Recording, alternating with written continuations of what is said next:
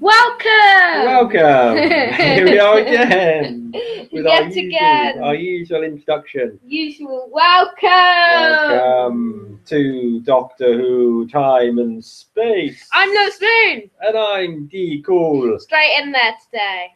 We are the captains of this particular craft. Yes. So what do we have on this week's Doctor Who Time and Space podcast about Doctor Who? This week in Judge My Tenure, we are going to look at the period which covers 1977 to 79, which is the Graham Williams period. Okay, we'll be talking a little bit about the moon base. We will be having some quiz or questions.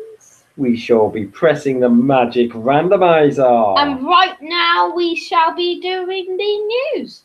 Okay, so let's start with that then. Let's kick straight off with the news. So what news have we had this week? Has it been a busy week or a quiet week? It's not been too busy, actually, Mr. D. Cole.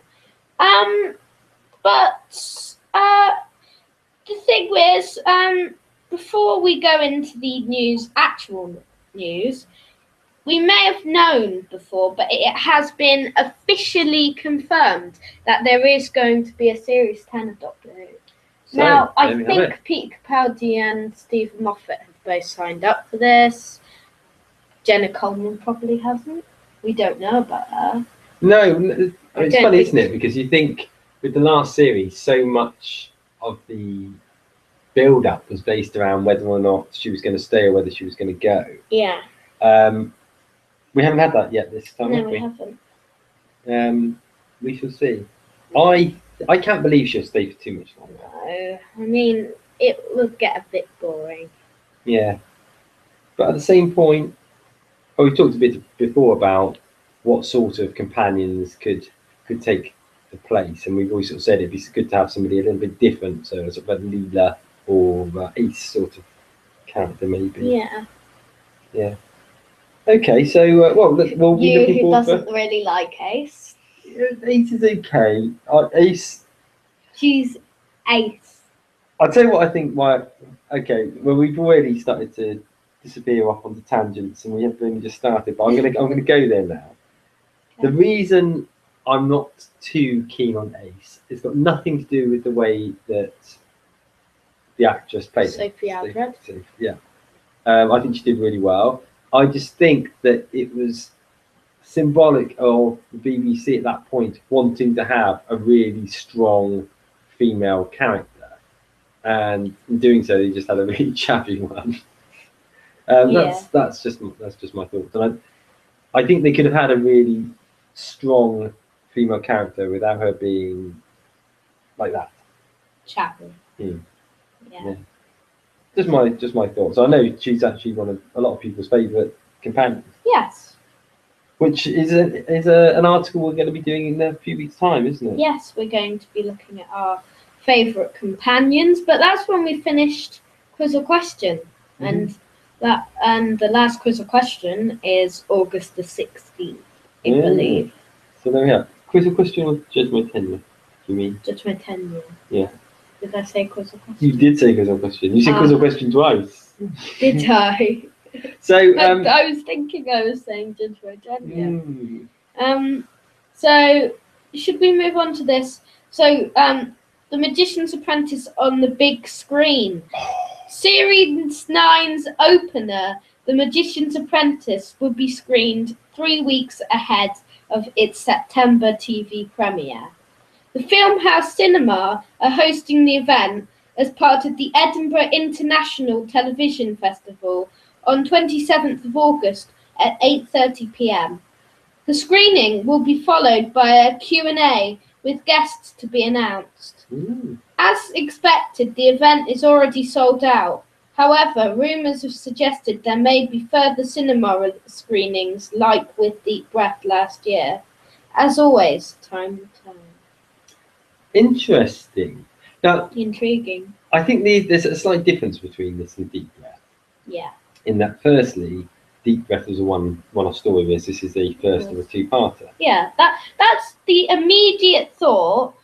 When people say Magician's Apprentice might be in cinema, my initial thought is it's weird to watch one part on the big screen and one part on the small screen. Yeah, but we probably still would. We still would, but it'll be my third time going to the cinema for a Doctor Who cinema thing. But if it does happen, then it would be your first time for the Doctor Who cinema thing. It would. And then we can both talk about the cinema experience. Because so far it's been bad timing, isn't it? I've had other things. I've been singing in the band both times when it's happened, so I've missed out. But can't be helped. You missed the 50th anniversary. Gutted I was. Well, actually, what I was even more gutted about is that actually the gig turned out to be a complete fiasco because all the equipment broke down and we ended up playing for about 20 minutes. So I could have gone after all, and that made me upset. It did. I was gutted. Gutted like a barn fire. Yeah. So, what news do you have? Well, no, I was going to read the comments. Okay.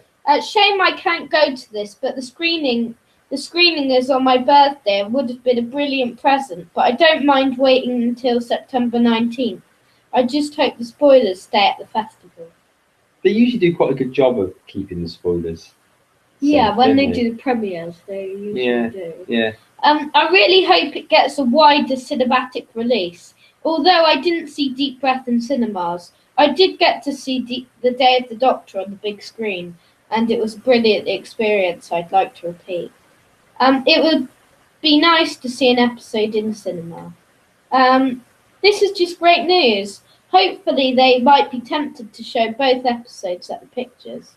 Maybe they'll do it like both episodes in a row. Maybe. Like premiere. Yeah. And then you watch it again the following week so we can do the review without any spoilers for the people who are... It'd be brilliant, wouldn't it? I mean, if they... Because what would be even better would be if it had a cinematic release at the same time as it's on the Edinburgh International Festival. Yeah, but the thing is, we'd have to watch Magician's Apprentice twice. Yeah. Once when it's actually aired. Yeah. And once when it's in the Edinburgh Film House. Yeah, that'd be right. I wouldn't mind. Yeah. It'd be okay, wouldn't it? Actually, it's because often I only get to watch them once, and often I think with Harvard, good to get to view it the second time. Yeah. I've only seen Series 8 once. I've not seen any episodes. I've seen it twice. So in December or January, when Series 9 has ended, and when we're doing the randomizer, it will be actually opening Series 8 to the randomizer because it's not available on there yet, but we will be opening it. Oh, bonus! So, yeah, bonus 13 episodes. Bonus. Well, we only opened last Christmas at Christmas. Yes. So, aside from those little nuggets of news, do we have any other nuggets? Do we have a whole packet of chicken nuggets? We have 3 more bits of proper news. Okay. So, it wounds me when my doctor is lowest rated, said Colin Baker. Oh. This is quite a sad article. So, Colin Baker spoke about his doctor often being lowest ranked when compared to the others. Speaking in the New Dawn, he said, I know there are some people who rate my doctor quite highly. It's just there's an even greater number of people who don't rate him at all. And it wounds me. I should be able to rise above it and pretend I don't care, but I actually do care. Baker also spoke about how he feels about Peter Capaldi exploring familiar grounds with the Doctor role. I wish people could have understood it in the 1980s as much as they do now, but it was the 1980s. Personally, though, I don't think it was anything to do with the fact that people didn't understand the Dark or couldn't relate to a Dark Doctor. I think where they struggled, tell me if you agree or not, was more so the fact that the episodes were all crappy and they had a Dark-Edged Doctor. Actually, both, I think, because people moan about some of the episodes, like Time Lash and Twin Dilemma from the Sixth Doctor period, and then also when people moan, it's usually about him being a Dark Doctor. And some people don't like either of them. But you've got to say, in many respects, William Hartnell's Doctor was quite dark. Yeah, but some people don't like all three of them. Yeah, but that was his origins, really, wasn't it? This sort of grumpy old man. Yeah. He just turned into a grumpy younger man. Yeah. And now we're back to the grumpy older man again. Personally, I Colin Baker returned the grumpy fat man. Yeah, he would do, wouldn't he? But I actually like the Doctor having a bit of a darker edge, personally. I rate Colin Baker as a very good Doctor. He's probably still in the lower half, but purely because there's so many good Doctors. But he'd be above some of the ones that are ranked quite highly by others for me. For instance, David Tennant. I much prefer Colin Baker's Doctor. No, he's second to bottom for me. So. Yeah. Even though I do like him, you can see it on Miss Liz Moon at Weebly.com, but also you can see it from the previous podcast. If you go to that very website and you go to you go to the Doctor Who Time and Space section, then you should look back at an earlier episode of the podcast, which was the last one of the Judge My Tenure, which was episode 112. It's episode 117 today. But we talk about our favourite Doctors, and you will see that probably Colin Baker was second to that. Aye, that you would, Chuck. So, do we have any comments on it? Or are you I'm still reading the article. Sorry, I'm busy tangenting. Capaldi's Doctor is grumpy and curmudgeonly. Whereabouts is it? Curmudgeonly, probably something like that. Where are we? Curmudgeon. It's hard saying it. Curmudgeonly. Okay, and intolerant. And gosh, I should be playing it now. I wasn't old enough when I did it. I can do intolerant. He adds, I was drawn to my attention before I noticed it myself, but a lot of people said, Peter Capaldi is just like your Doctor. I don't mean to diminish his performance, because I think he's superb, and he might be appalled to think he was anything like me. And I would quite respect that. But there are certainly similarities of attitude. He adds, Capaldi's costume is less annoying. I love his style, and I love his character, and it's kind of like mine. Every 6 they get it right. True. So what do other people think about this? So I've liked all of the Doctors, and Collins is no exception. He tried doing something different, and people didn't like it, which is a shame, really.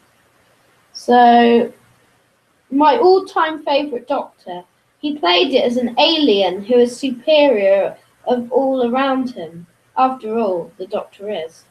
Great stories, and I have to say Time Lash is one of my faves, along with Vengeance on Varos and Attack of the Cybermen. This is so sad. We love you, Colin. It's true that Capaldi's Doctor has a lot in common with Collins. I wish people were less prejudiced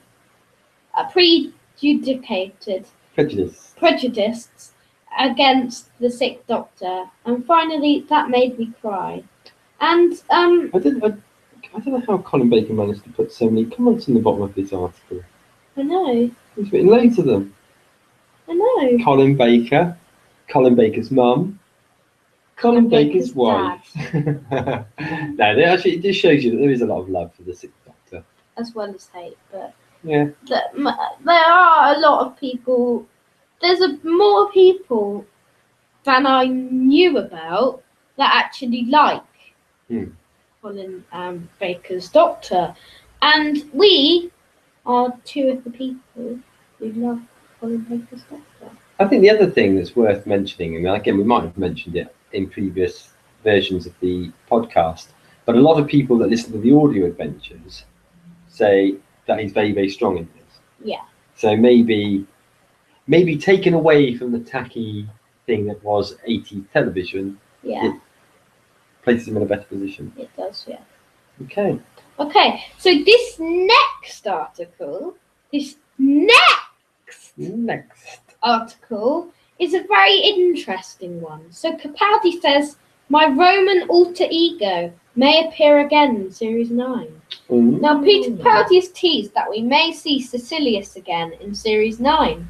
As many fans know, Capaldi guest starred as the aforementioned character in Series 4 episode The Fires of Pompeii, years before he was took on the role as of the 12th Doctor. Speaking at the recent Apple Meet the Cast event, Capaldi said, with regards to my Roman alter ego, there will be he may appear again. And Capaldi later added, he will certainly be invoked. Of course, this doesn't come to a surprise, as Stephen Moffat has been saying for a while now that Capaldi's past appearances in the Whoniverse will be addressed, possibly dating back to a theory Russell T Davies came up with after Capaldi's Torchwood casting. Now, do you know what that is, really? What his theory was? No. Okay, so what he says is there will be he may appear again. That interested me. Because he stops. Yeah, maybe he was going to say something and then thought, I can't give away too much. Yeah. Was he a good character? Because I've not seen that episode. Yeah, he was alright. Was he a good character? Yeah, I think so. Yeah. Okay. Would you have realised from watching that episode that he had the makings of being one of, if not the best Doctor of all time? Probably not, no. Yeah. Because you can't really guess because you don't even know he's going to be a Doctor. No. Who that's ever appeared in Doctor Who would make the worst Doctor?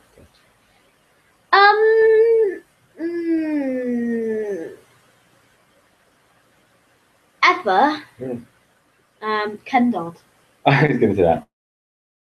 Or Colin Baker. Only joking, Colin. We've actually got Dawn. Yeah, we like Colin. We've got Dawn with us, which actually does. Oh. Yeah. So I was just doing a Ken Dodd. Oh. So, A Ken Dodd. Woohoo! yeah, so he would be appalling, wouldn't he? Actually, I wouldn't be able to watch that. No, neither would I. No. We'd have to start doing EastEnders podcast or something. Yeah. Yeah. That would be better than Ken Dodd as the Doctor. Yeah. Any other comments on here? Or any comments, I should say? So, will it also explain how the Sixth Doctor had the face of Captain Maxwell? It was Commander. The what has been addressed, as we now know the Doctor in some way chooses his face. I guess we will find out why this one. Will Karen Gillan be a surprise guest star?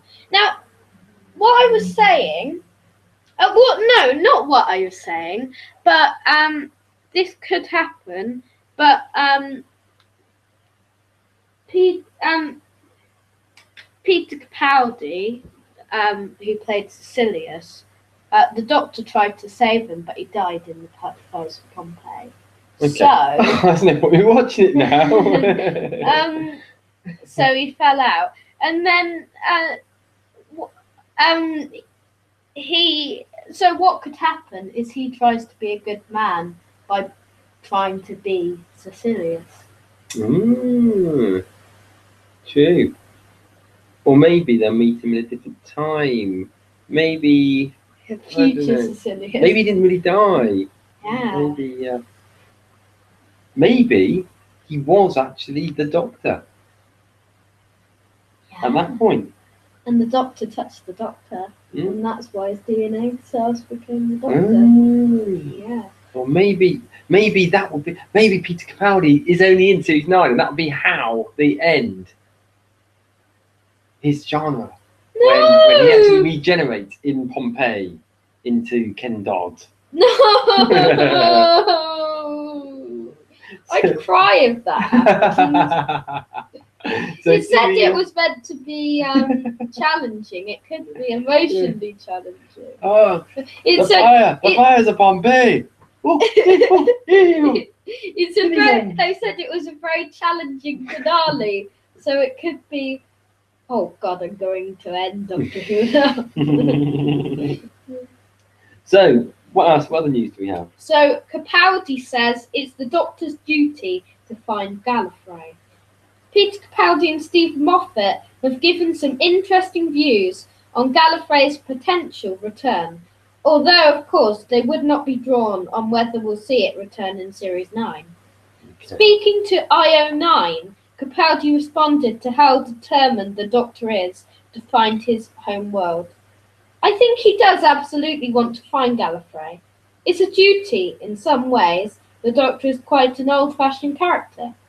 He does have a recognition of duties and loyalties, but these are things that are deep set in him.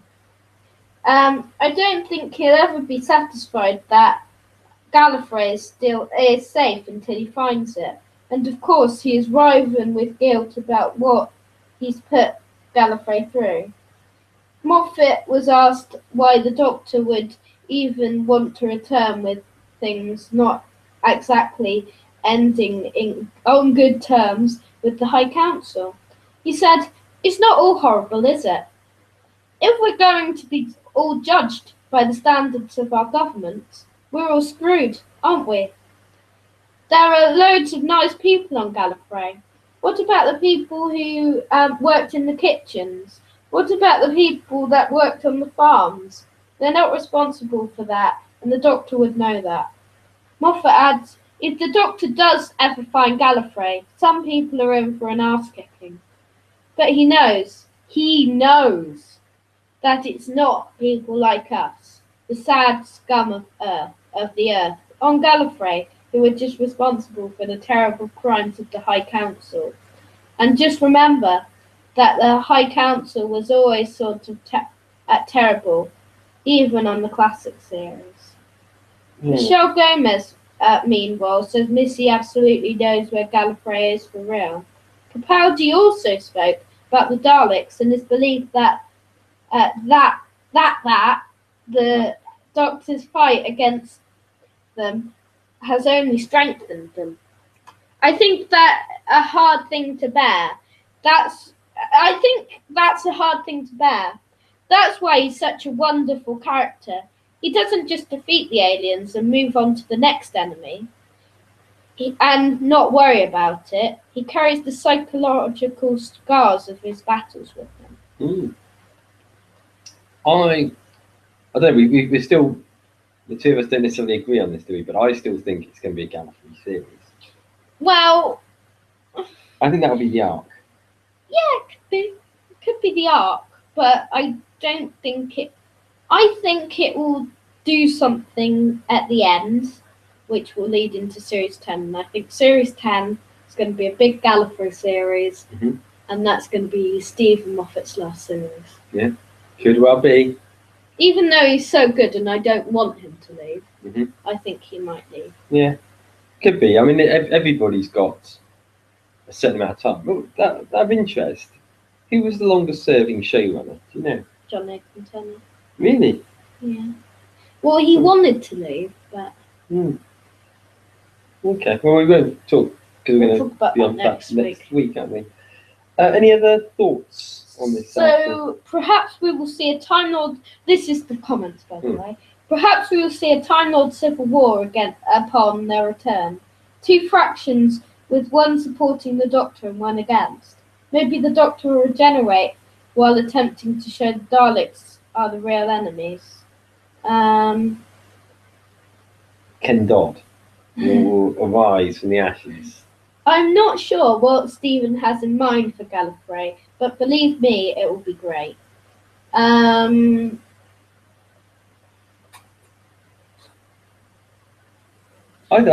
There's something, the Gallifrey idea. Yeah. Just has got the makings of a fantastic story arc, isn't it? Do think that from the beginning that they had thought out the Time Lord? No. Okay. What do you think? No. I think there's a lot of things actually that just got made up as it's going along, and the more the series has evolved, the more that it must be harder and harder for the showrunners now because there's more stuff that they've got to try and remember and build in, so that it doesn't all contradict itself. Yeah. So, what's next in the news? Well, we finished the actual news, but now we're going to go on to the thing which we do every time there's not a big piece of news, which is masterology. Okay, so just explain what this means. Now, okay, so let's read this bit. So the Master, rival Time Lord, arch enemy of the Doctor, but you know all that already. Instead, let's go to the fun stuff. Masterology is the study of the Master, focusing in depth on each of the various incarnations, chronology, aims, and a philosophical. Psychological. Yeah, you better read this. there's more big words. Whoever's written this is going to have eaten the time, isn't they? It's psychological personality deconstruction of the multiple bodies, specifically concerning psychoanalytical, behavioural, and social cognitive perspectives. Sounds funny. Let's continue with the Ham. Eric Roberts. So, do you remember which one this is? Is it the one from the movie? Yeah. Yeah. So this would be the one with Paul McGann. So you can see, we're just going to go brief into this, and we're going to share our opinions on this Master. Okay. But we are going to read a bit now, but actually you can see it all on the show notes. Okay. So the Roberts Master was even more tragic a villain than his predecessor. He was stuck with a very rapidly decaying body, which didn't leave him much choice but to steal the Doctor's remaining regenerations. Not only that, but he had to do it fast. Never before had death been closer than it was now. The Master was prone to physically aggressive outbursts when things didn't go his way. It had shades of being both a concerned animal acting out, as well as a selfish child throwing a tantrum at not getting their way. Whatever the case may be, the Master was unique in that he instigated direct physical violence, killing people with his bare hands and attacking the Doctor with blunt instruments. Very rarely had he been driven to these extremes. He was perhaps the most physically aggressive of all the Masters. As mentioned, this rise in physical aggression is most likely born out of fear for time, brackets, irony, close brackets, specifically death approaching the Master. Also worth noting is that the Master again viewed the Doctor as a hindrance in his schemes and utterly despised him, if not more so than his Beaver's incarnation. Should I read one paragraph? Yeah. Or should we chat about this Master? Well, let's chat about them. Okay. Yeah. So, do you think this Master is the worst Master, like I do? I do. Yeah. Which I don't think isn't actually the fault of the actor. Eric Roberts. I mean, I don't really know anything about Eric Roberts. He might be a crap actor for all I know, but I don't suppose he is. I just think that they lost a lot of the mystique of the Master, didn't they? He was just a very normal guy. You wouldn't even realise he was the Master. It was just boring, wasn't it? It was. What really surprises me with that movie is that they decided to go not only for the Master, who, whilst a important villain, isn't particularly eye-catching as a villain. Yeah. Because he's human. It surprised me that they didn't go for the Daleks. Yeah. To be honest, all the Sidemen. I know. Something which is a little bit more wow, Really surprises me. Yeah, it does. And But then when they chose the master, they not only chose the master, but they chose somebody that was less mastery than they've had before. No. And we've had some great masters before. Yeah. Roger Delgado, Peter Pratt and Jeffrey Beavers shared their incarnation, and Anthony Ainley. Now, I mean, the one thing that I'm being a bit unfair on is that I've only seen half of the Doctor Who movie. I've not seen the second half. So it might be that he suddenly rises to the fore in the second half and comes over really mastery and really good. But I doubt it. No, I doubt it. He's in his Time Lord costume in the second half. Yeah. We'll have to get around to watching the second half one day, won't we? I know. We'll make him up on the randomizer, maybe. Yeah, if we put it on there. Yeah, it's there to come up. Okay, and maybe it'll be today. So next week, next time, depends how much news we have next week. Because it usually depends. Mm-hmm. We usually have it like every few weeks. Yeah. We will look at both of the masters as portrayed by Alex McQueen in the Audio Adventures and Sir Derek Jackie in Utopia. Okay. Sounds interesting. So, yeah, we enjoy our masters. Yes. Okay. Does that bring us on to our review? I think it does, yeah. Okay. No, not our review. Judge My Tenure. Judge My Tenure. Okay. We do that first. You're right. I forgot we hadn't done that. So Judge My Tenure. Well, we've only done the news so far. You better do a quick recap. So, Judge My Tenure, we look at all of the showrunners from Doctor Who history, and we have to look at their good bits, bad bits, and we have to ask some questions about them to either defend them or not defend them. Okay, sounds good. So we've moved through now to the second part of Tom Baker's era. And also the fifth part of Judge My Tenure overall, which is the Graham Williams period.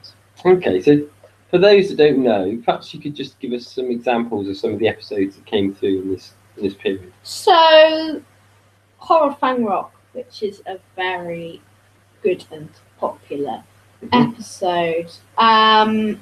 Invisible Enemy, Image of the Fendal, The Invasion of Time, Armageddon Factor, Power of Kroll. I'm trying to name some. The one with Sometimes in, the six-parter? That's Invasion of Time. Yeah, oh, sorry, yeah. Oh, you mentioned that already. Yeah. Okay.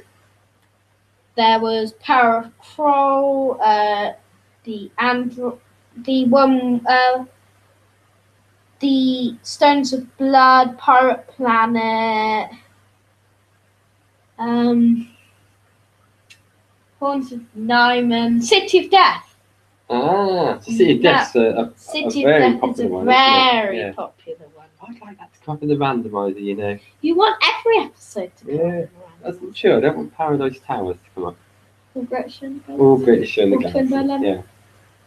All them. Time and the Rani. Well, you'd skip that anyway because you only just watched it. Yeah. And Paradise Towers because I'm watching it still. Yeah. So, actually, there's some really good episodes in there, but at the same point, you look at those ones that you've reeled off there, and you'd say they're not better than most of the ones you reeled off for the previous week's episode, which was looking at the Hinchcliffe, and Holmes. And Holmes. Hinchcliffe and Holmes. So, the second phase of Tom Baker's stuff isn't as strong as the first phase.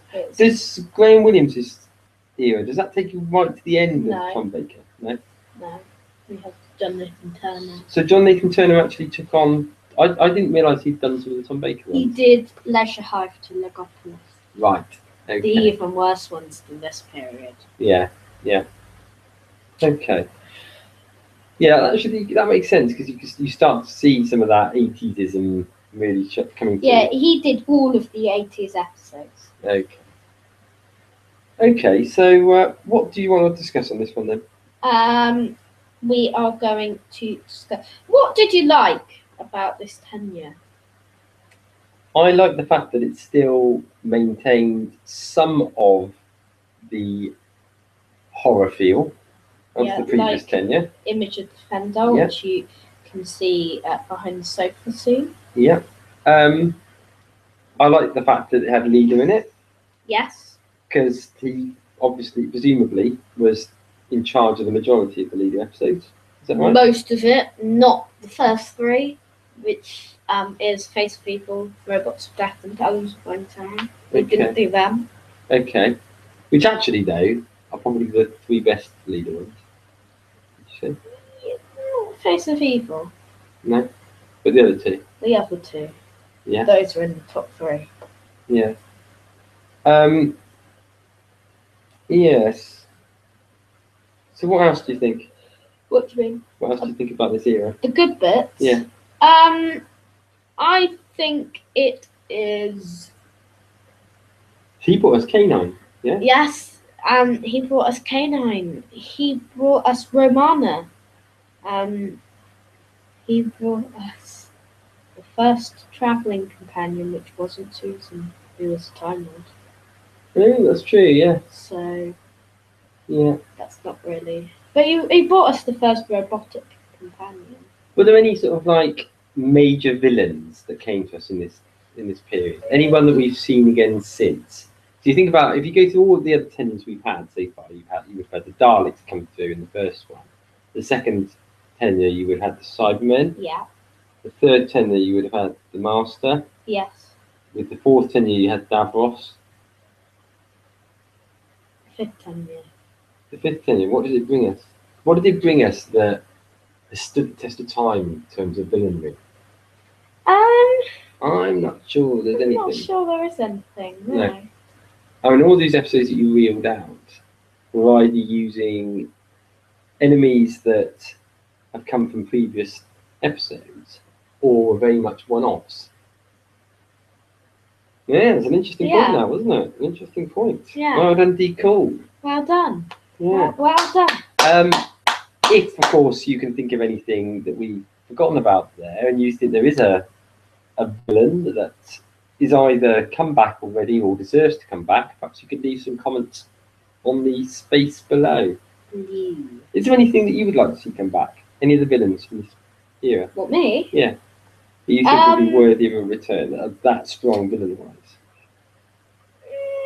I'd like the Jaggeroth to return, but with a better design. Well, they're quite cool. Who are they? The ones with the one eye from City of Death. Oh, yeah. Actually, and I still think they look quite good, actually. They do look like like they're bits there. Yeah, it's like a sort of mouldy bolognese face. Now, that's an episode I'd love to see come from the randomizer. City of Death? Yeah. He's hoping, eh? No. So... It will come up one day. Yeah. So, any other thoughts on this particular era? Yeah, we've got our actual questions that we like to ask. Okay, I forgot what they were. So, best year in this? Okay. 1977. 77 to 79, is it? Yeah.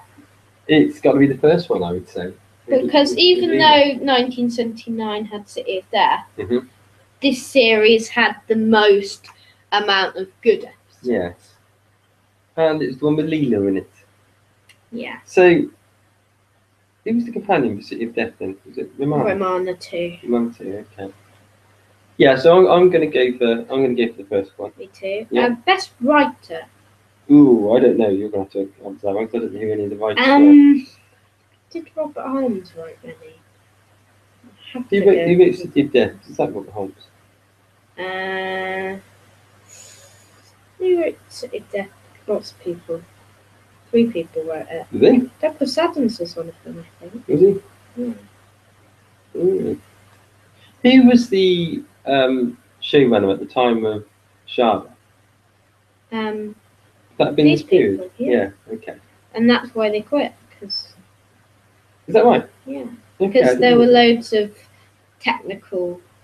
There were loads of, what do you call it, works on the ITV that made them have to leave. They left because it was getting a bit too.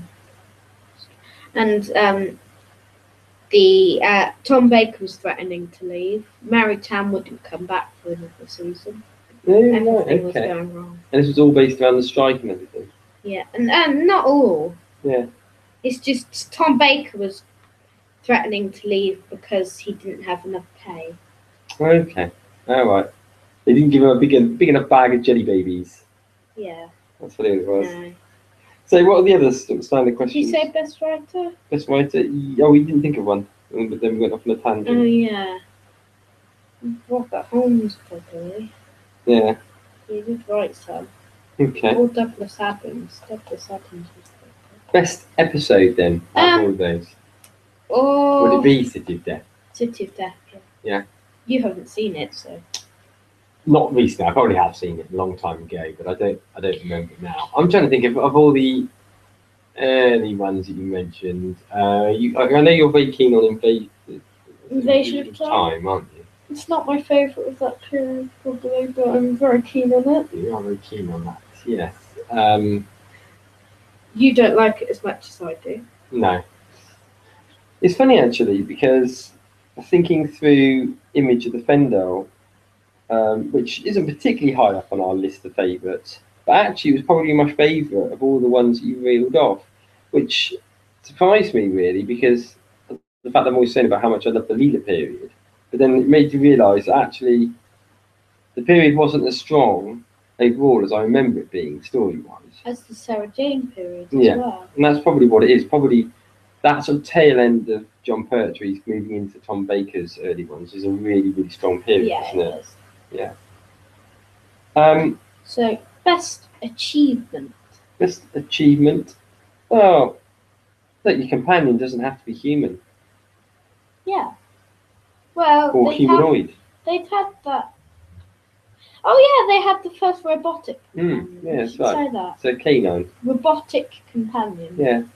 And actually, canine was huge. I can remember when I was growing up, everybody loved canine. Yeah. Yes. So I'm gonna put canine as the best achievement. Yeah. But I'm also glad that they didn't overuse it because they didn't keep him in it for a great amount of years. I thought canine was around for years, but actually he wasn't, was he? No. How many series was he in? He was in. He was only in Tom Baker's period, wasn't he? Yeah, And he basically would have. Did he basically run through to the end of this tenure? He went for a bit longer. Did he? Yeah. So John Nathan Turner would have had and destroyed canine. Yeah. Remember Leisure Hive? He's in Leisure Hive. Oh yeah, he is. Yeah. What's the last one with canine in? Warriors Gate. Okay. Yes. So, anything else to say in this particular Judge My Tenure? No. What would you rate it out of 10? I'm going to go for 7. Yeah. I agree. Yeah. It's like the Leela period isn't as good as you make it out to be. I mean, there is Talons of Wang Chiang and Robots of Death and Invasion of Time and everything, but it's not as good as you make it out. No, probably not. But I think that's partly because I really like Leela as a character. Yeah. And I like Leela as a character. I'm not As a minding. companion. So, and also because I like Tom Baker so much. But I think also it doesn't sound so good because we're measuring it up against that previous tenure. Yeah. And there's so many strong stories in that previous tenure. Yeah, it was amazing. Probably the best ever. It is, yeah. Yeah. Okay. So, good Judge My Tenure. Should we move on to the moon base? We should indeed. So the moon base was 2 weeks ago, actually. We didn't have a randomised last week because you were away, weren't you, for a few days, so we didn't get the chance to watch as many episodes as we normally Should would. I get the DVD? Yes, go and get the DVD because that'll be better. Because otherwise I'll have to try and remember exactly what happened, and it seems like a long time ago at the beginning. The moon base though was selected from the randomizer, so Yes. we'll come on to the randomizer probably later. But it's effectively our big supersonic spreadsheet of every Doctor Who episode ever. When we press the random button, it selects an episode for us to watch the next week.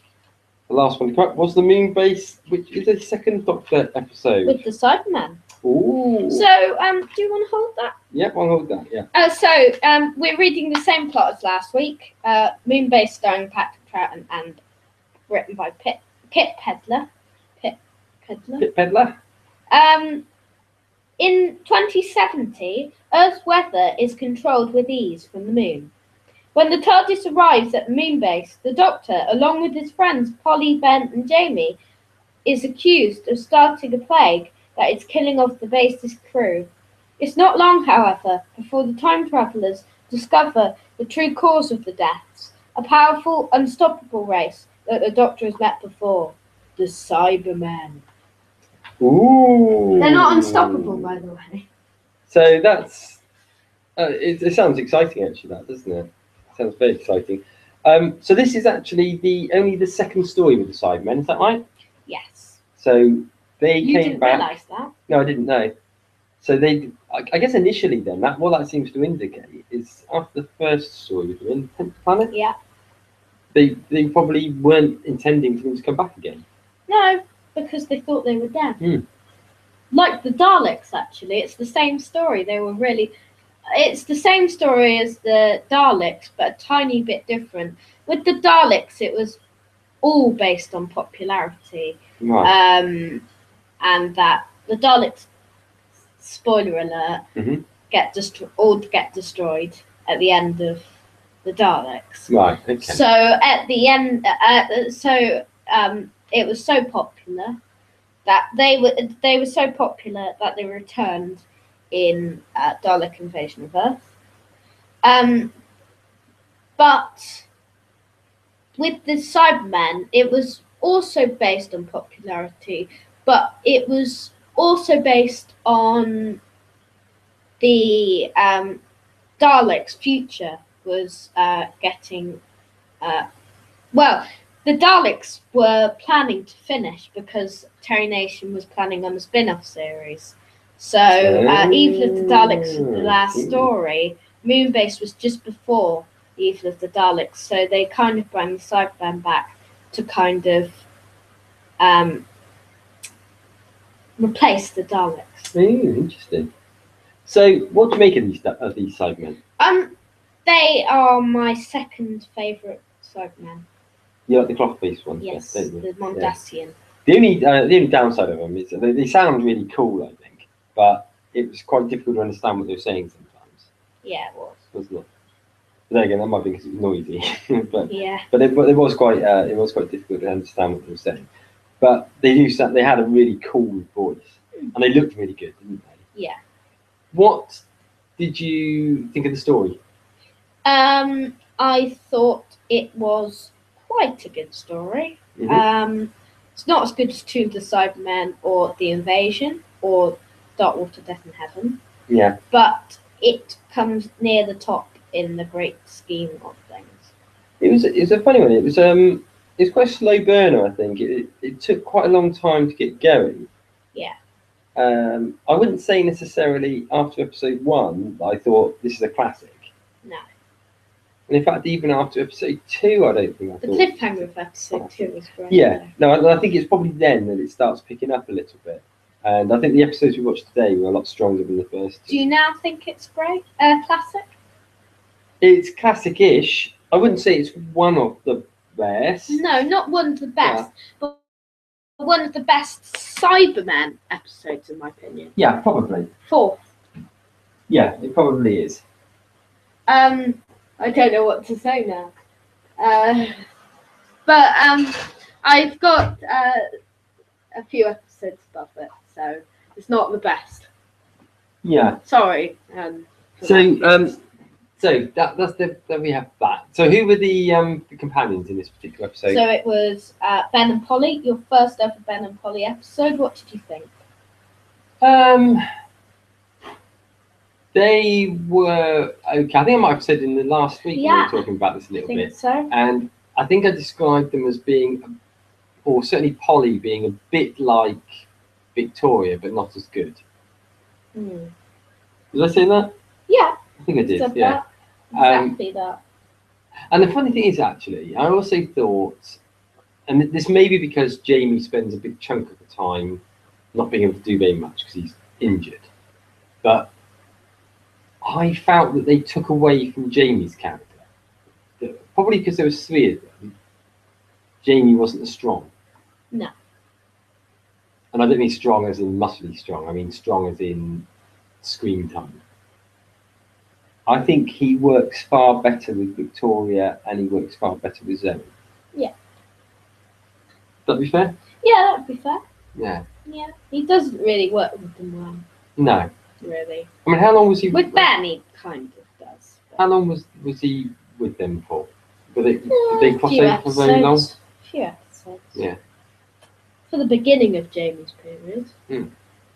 What did you make of Second Doctor in this episode? Yes. Second Doctor, as always, is great. He is. I tell you what I would say though. Yeah.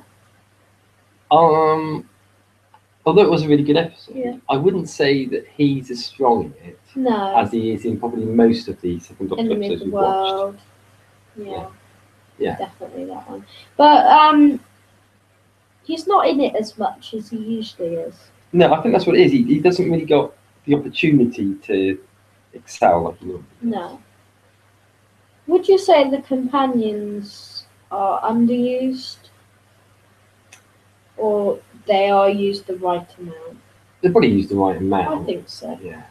I mean, to be fair, there are some classic moments in this episode. I know.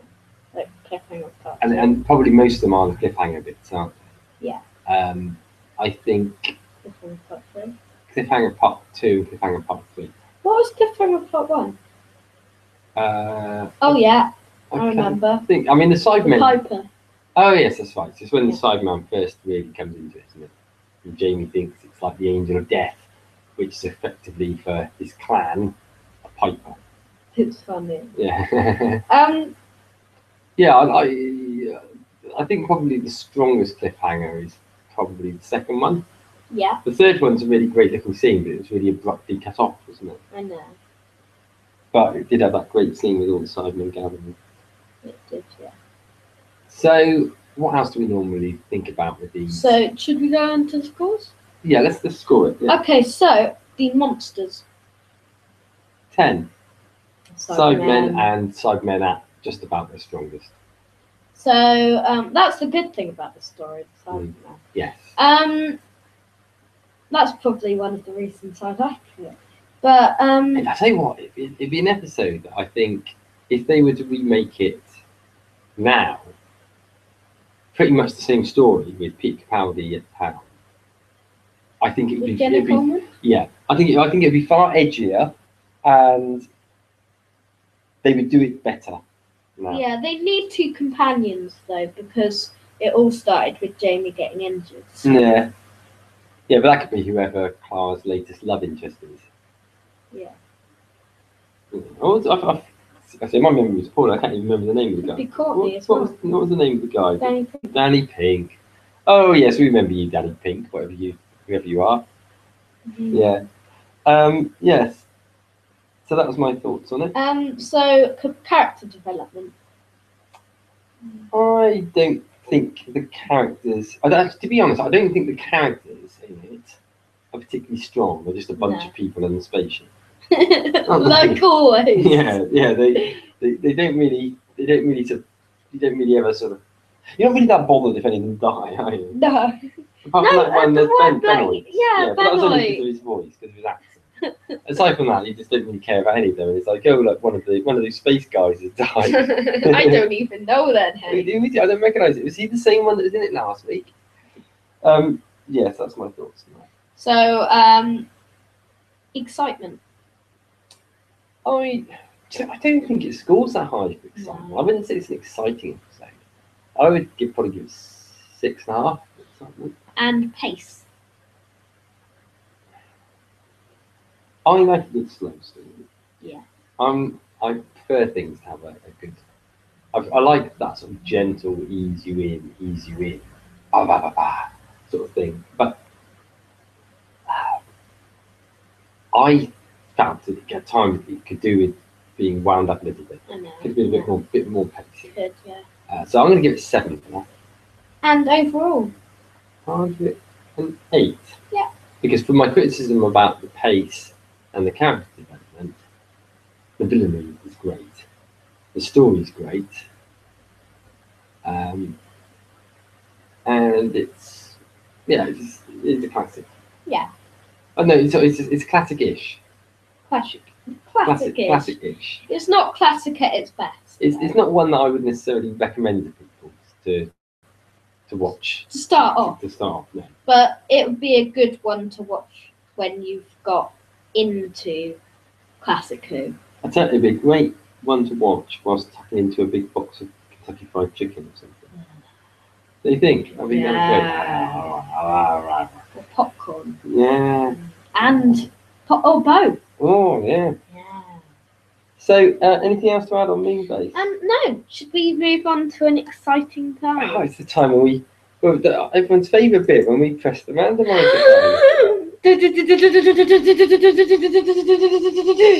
I don't think we need to explain the randomizer, do we? No, not anymore. We've explained it. We explained it earlier on in the programme. So, let's just press the button and find out what we will be reviewing by random next week. Right, ready? Yeah. That's Christmas one. Okay. No. Watch that. No. No. That's Series 8.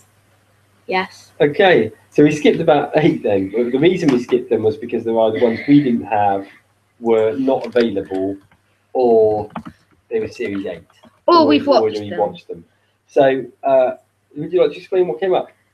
So Night Terrors. Night Terrors. Okay, so now that's you have, I think, wanted to watch this again to see if the criticism is right. Yeah, because it's one that always seems to come up quite low down in people's list of favourites, and I seem to remember it being quite good. I remember it as quite good. So, yeah, I'll look forward to that. We'll debate on that next week. So yeah, that means that we can watch that next Saturday. Yes. And you'll definitely have a randomizer and a review next week. Yes. We promise you. We promise you. So the final bit of the show. Quiz or question. Did the short version. You did, didn't you? So quiz or question. You better explain the rules of quiz or question. If you could. So we have quizzes which have a right or wrong answer, or a question which could lead into a massive discussion. Probably with a tangent involved. Maybe 2. So, what's the first one on the quiz or question? So, if you could change a doctor in an episode and swap it to make it fit better, which one would you choose? Quiz or question? It's a question, because there's no right or wrong answer. Can I go first? Yeah.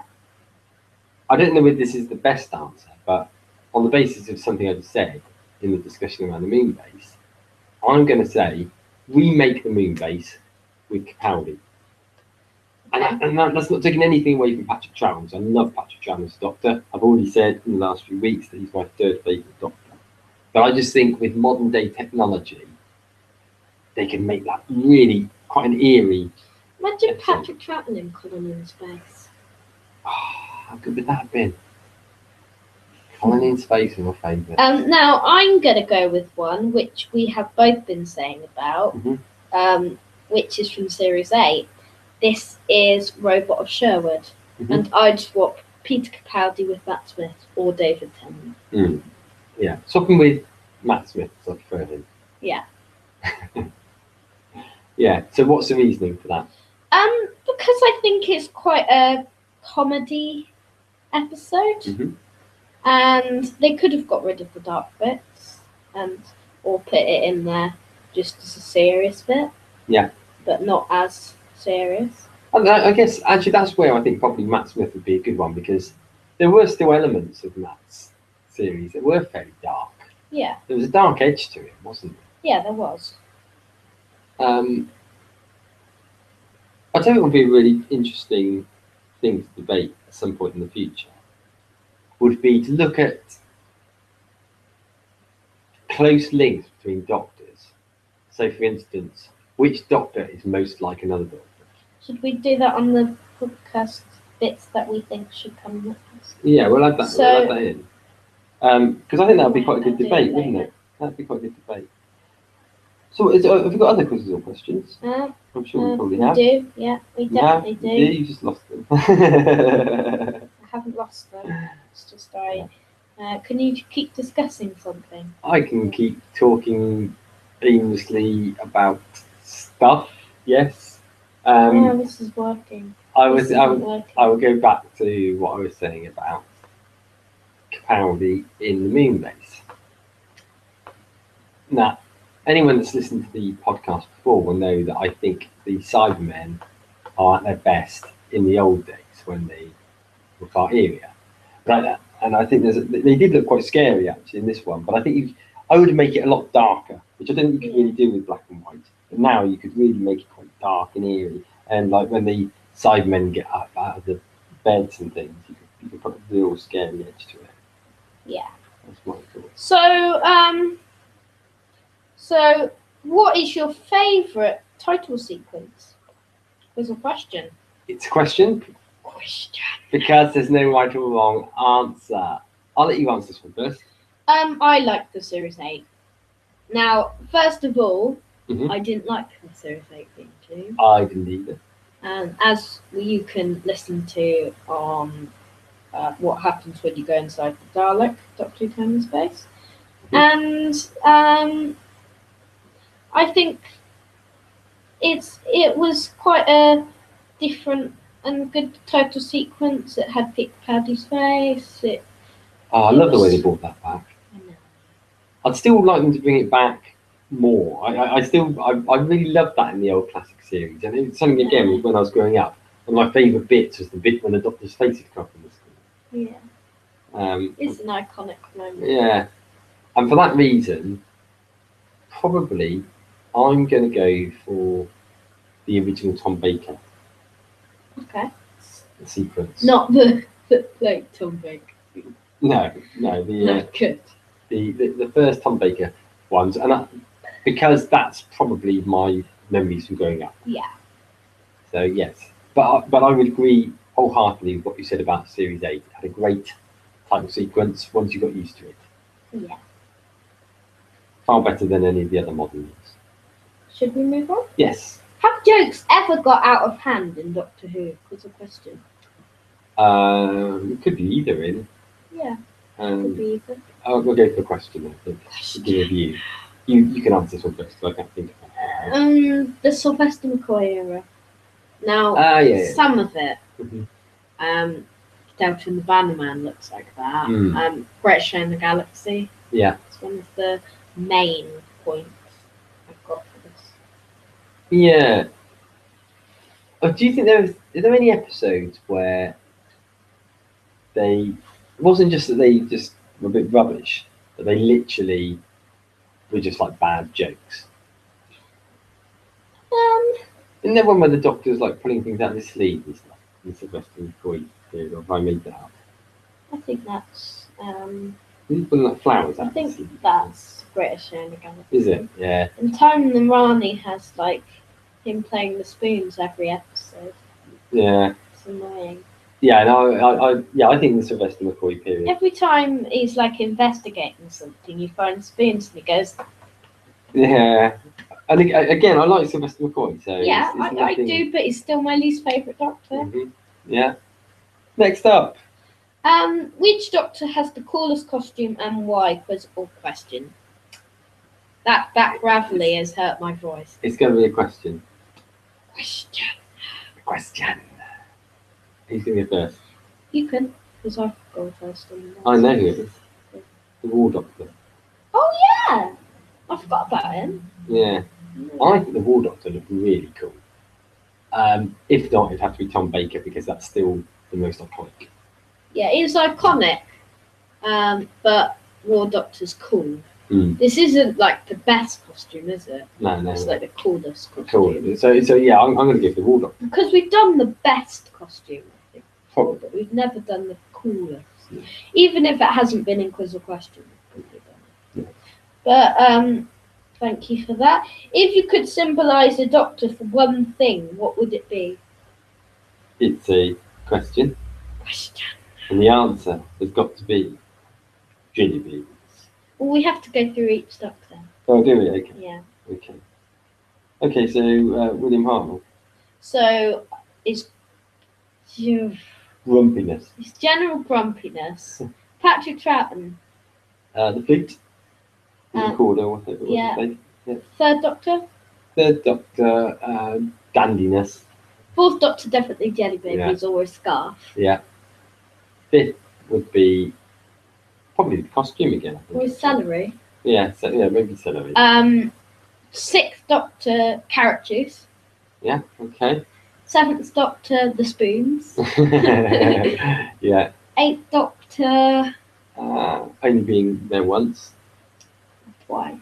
Yeah, I guess. Or a lot of times in the audience. Yeah. First kiss. Oh yeah, Well, yeah. Kiss. Ninth Doctor. Oh wait, War Doctor. War one. Oh, Doctor, his great costume. Ninth Doctor. Great dancing. Oh no. No, do you know I don't know actually? No, I don't. I'm not really sure. There wasn't anything that really jumped out about that. 10th Doctor is foppish. Foppishness. It's got to be foppishness, yeah. 11th Doctor. Fish fingers and custard. And 12th Doctor.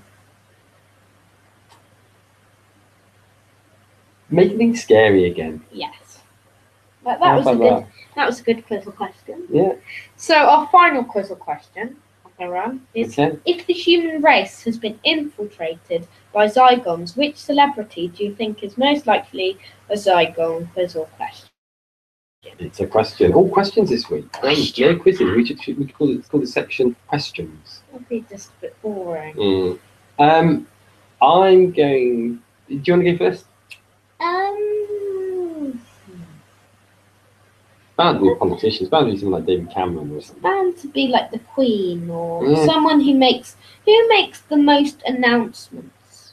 I would say it'd have to be a politician. A politician or a news leader. Somebody. It'd have to be someone that has got the ability to control, manipulate, and destroy the earth. So, a prime minister or president. Yeah. So, Barack Obama. Or Cameron, maybe. Cameron. Yeah, someone like that.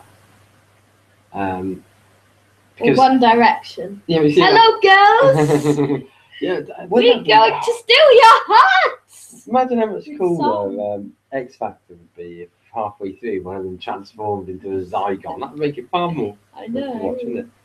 We're going to wrap up there because dinner's going to burn otherwise. Yes. What do we have on next week's show? We have our Judge My Tenure on the John Nathan Turner period. Ooh, that'll be something good to get our teeth into.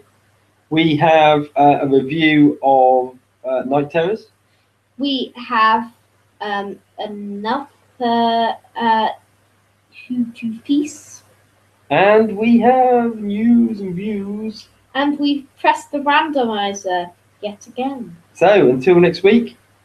Yes, until next week. See you later. See you later. Until next week.